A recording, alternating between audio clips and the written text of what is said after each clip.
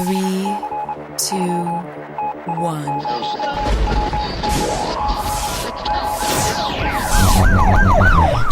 We'd like to welcome you to another edition of Grok Talk, brought to you by New Hampshire's leading conservative blog site, granitegrok.com. We are your feared, extremist, right-wing, hard-charging, gun-toting, opinionated, outspoken, rabble-rousing, letter-writing, radio microphone stomping conservatives and rational libertarians. So get ready for more news and opinion you could only get from granitegrok.com. Grok Talk.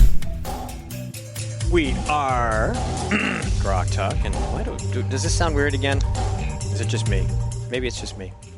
Well, at least mostly just me. At least once a day, my headset sounds. Maybe it's my ears. Anyway, we are Grok Talk, brought to you by granitegrok.com and the Coalition of New Hampshire Taxpayers.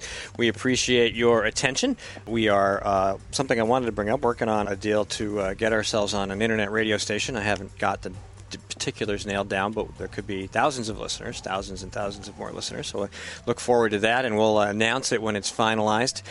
The one thing I really wanted to get to this week was the very quick and sudden falling star-like media sensation that was the Bias-Free Language Guide. We did kind of talk about it briefly.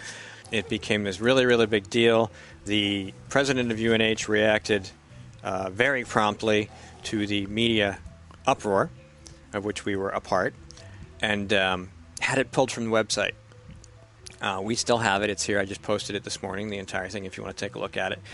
He has, President Mark Huddleston has come out in defense of free speech. He has come out in defense of various opinions about the use of the language and in opposition to what the Bias-Free Language Guide claimed to stand for. And, of course, whether or not he knew it was really there, and I don't know. He says there's something in the neighborhood of like 1 million pages on the UNH website. And, of course, if that's true, then obviously he would never really know. But he does have a Department of Diversity, and he has had one for years.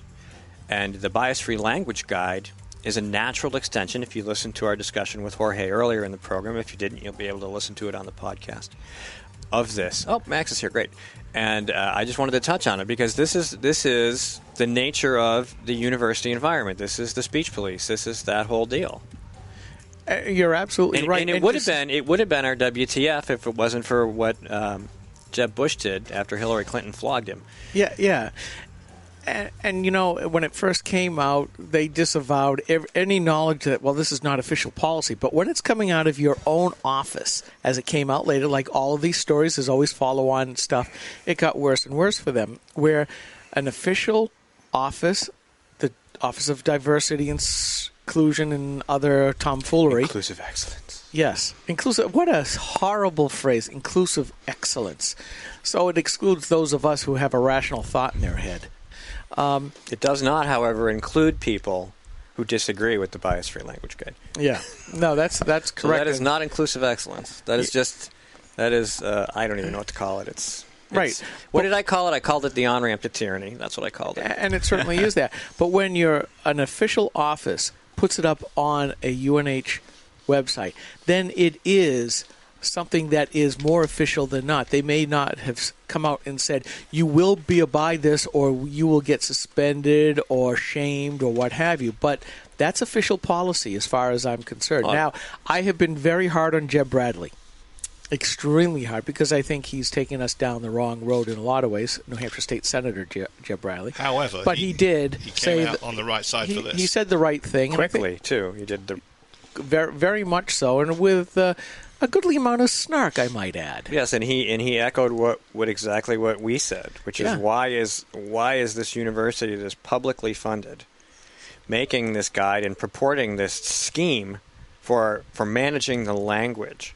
And, of course, my point was, we're talking about the White Tower. This is how they are. If you follow campus reform at all, if you follow FIRE, if you look at any of these organizations that have activists on the ground on campuses who are finding these crazy Bernie Sanders-esque professors pushing socialist doctrine and saying wacky things and insulting the president and having them perform these tasks as part of the curriculum that are just anti-Constitution and anti-American government and anti-military and whatnot. This is what they want. This is who they are. And I'm like, these people, it's back to the country class and the elites, They are offended by us, and this is a guide that's created and funded with the help of taxpayer dollars, because some of our money will divert other money to things like diversity. And they're basically using this to re-educate our children because they're offended by us. And the fortunate thing is that most of them will come out of college so unprepared for actual debate, we will flay, quarter, and slaughter them. Yeah, these precious little snowflakes. But, you're absolutely right, because as the communists figured out very early on, George Orwell, the British author, wrote 1984 with double think and double speak. Understand that when you control the language, you can control the thoughts, not that use speech to express those thoughts, but with the right choice of non-available words, you can control the thought itself. Or put another way, big government is double plus ungood. That is correct, and that's just the way it goes. And this is the start of it, folks. This, as Jorge said, this is multiculturalism taken by to the next step. Political correctness is nothing more than incremental socialism. It is censure. They don't want you to say things because it allows them to cut off debate. You are a racist is one of the primary phrases that's used today, where people hate calling somebody a racist or being called a racist is one of the worst things that can happen to you, period. And that generally shuts people up. And that's really all they're after. They don't care whether you're a racist or not. As our good friend Zandra Rice Krispies Hawkins of Progress, New Hampshire. Progress Now. Granite State Progress. Granite State Progress, that's it. Yes. I mean, she used to call me that all the time until I started going up to her and say, "Hey, Zandra, here I am, your favorite misogynist, homophobic, racist, and a bunch xenophobe, and, put on more." And she got to the point where she just went, and would walk away. And, that's really what you have to do. You take those words and you use it against them and you make it as sharp and as pointed as you can. And, folks, you've got to go out and do that, because otherwise they will bring the mob against you, just like they did with Brendan Eich, who was a former CEO of Mozilla, just because he gave a donation for Prop 8. And we've seen this over and over and over again. If you say the wrong thing, they don't want to just prove you wrong in a debate. They want to destroy you. So unless we get up and say, screw you, it's not going to stop. Welcome, Max, to our rant. That was good. Thank you. I feel welcome. Okay. Can I just mention the thing I put in the break? And I'll make it brief. So there's something wrong in the gold market. How is gold like loaves on the shelf of a Soviet-era supermarket? Shiny. No, the answer is there's not enough of it because the government's controlling the price. In case you're wondering why the price of gold is falling towards $1,000, it's because the central banks are manipulating it. At the same time, the supply of gold is shrinking because the miners can't produce at that price, and the demand is still soaring because it looks pretty attractive compared to paper currencies. So it's the next Venezuelan toilet paper crisis is coming to the gold market. Great. How did they produce gold when it was $200 or $300 an ounce if they can't produce it at $1,000 an ounce? That was, I think, before raising prices bring more miners into the market and increase the quantities. Mm-hmm. When the price falls due to lack of demand, some miners go out of business. When the price falls due to government manipulation, the demand stays high, but the miners go out of business, and that's really the issue. Okay. I still don't get it, but I'm not an economist, so anyway. So, thank you for having me on the show. Before I forget, I really intended to mention this last time. Next Saturday evening at the State House, right across the street, Saturday evening from 7 to 10 p.m., there's going to be a candlelit vigil for McCassie's Law. Jessie McCassie died. I think she was in her early 20s. She was a young and beautiful and bright student, and very optimistic until she got involved with heroin. We had the drug policy meetup in Manchester, and the Manchester police chief was there, and a number of other prominent officials that were there. The Attorney General was there, and they had, of course, on the side of the wall a line of police officers, Manchester police officers, standing on the side of the wall. And, of course, they had one person after another get up and say, I've lost a family member to the heroin problem. We need to throw more money at this. And one person got up, one young man got up, and he said, well, in Portugal in 2001, they decriminalized drugs. And over the subsequent 15 years, they haven't spent any more money than they were spending prosecuting people and putting people in prison. They've reduced drug use by half. They've reduced drug addiction. And sure enough, he used the numbers. He brought out the statistics. We have, in Manchester, 700 deaths per million people per year. That's more than the number of people dying in car accidents or murders. Deaths from heroin. Portugal has 3, not 300, not 3,000. They have 3 deaths per year per million population.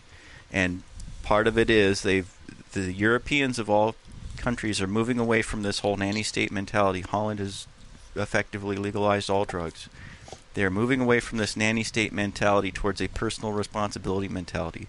Here, at the same time that in the land of the free, home of the brave, we're continuing on with this, hey, the government's got to fix all our problems for us, and we've got to tax and spend in jail and sue our way to a better, freer, more responsible society. So it's ironically the Europeans who are moving away now from the nanny state, and I'm sorry to see that we're moving in the wrong direction. And the number of heroin deaths are going up every year at such an astronomical rate now that people want to blame the fact that there's not enough funding, even though we've just quadrupled funding for substance abuse up at the State House. I mean, I'll agree with you. And part of what Granite Rock talks about is the change of philosophy, the change of character, where everybody believes somebody else has to do something about this. And it used to be other people, and now it's government at whatever level. No matter what ails or afflicts us, government has to be the solution. Not just a solution, but the solution. I'll be honest with you, Max, I'm not sure that decrimming all drugs is really the answer, to be perfectly honest with you. Because, you talk about the European countries as if this is a model that we should emulate, and certainly the stat kind of bears that out. But I also look at a lot of it, and part of me, the libertarian says, okay, if I ingest it, I need to bear the consequence of that. And what you're talking about here is the welfare state going and saying what I've said lots of times, that the welfare state says there cannot be any bad consequences to bad decisions. We will spend all the money we have to mitigate those bad decisions. Do I want to see people die? Because I know I'll get the hate mail. No, I don't.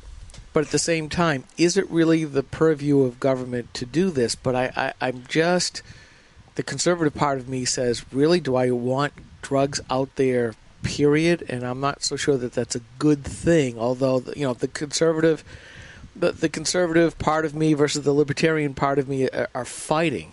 Why should the rest of us have to pay higher taxes, pay for building more prisons, have to deal with SWAT raids into our homes, have to deal with searches and arrests and more pullovers and violations of our Fourth Amendment rights? Why should the rest of us have to suffer from a higher crime rate in order to try to protect people from hurting themselves in a way that doesn't protect people from hurting themselves but actually makes the drug problem much, much worse? The war on drugs has been one of Lyndon Johnson's Great Society programs. It has been an absolute unmitigated disaster for 50 years. It has done more damage than probably any other social engineering experiment in this country's history. So are you telling me that any of these should be available over the counter? It's not a matter of what should be. Making them illegal makes it worse because you don't even have to walk into the store. The drug dealer is right there out on the street. Yeah, you can't. You can't. Yeah. You can't have it in the store right now, but that means you have no control whatsoever. You walk into a convenience store to buy cigarettes. If you're too young, they're going to tell you no. And there's very little black market in cigarettes. But there's a huge black market in cigarettes. There's a gray market in cigarettes. In New York City, where they're overtaxing them, I'll agree. But with other drugs, if you push them completely out of the pharmacies, then they're only going to be a black market, which is much worse. So back in the 1990s, we were talking about 50 different solutions for 50 different states, that each state would try a different approach and we would see what worked. And so what I've been talking about is 7 different solutions for 7 different counties. Have the county delegations each try different approaches until we find something that brings about some progress. So which 3 are left out? Don't we have 7 counties? We have 10. I know of only 7. I ran through the names in my mind, so I assumed we had 7. I think there's 10, yeah. What are the others? Okay. Let me rephrase that. 57 states! Yay! Actually, it'd be 3 states. Well, right now, 7 states. right now the counties don't do very much. Mm-hmm. Thankfully. No, they certainly don't. Yeah, They no kidding. cause some problems for people here and there, but we're spending, for the amount of money that we're spending putting people behind bars and then bringing them back out to go back and return to heroin or cocaine or whatever they're addicted to and continue all of this, it isn't just a huge waste of money, it's a huge waste of human life. It's a violation of your constitutional rights. Most of the violations... We're going to take a quick break. No, you can finish your thought. Most of the violations, daily violations of our constitutional rights are due to the drug war. Because I have a thought, and I'm going to say it when we come back. So stay tuned. We're going to take a short break. Rock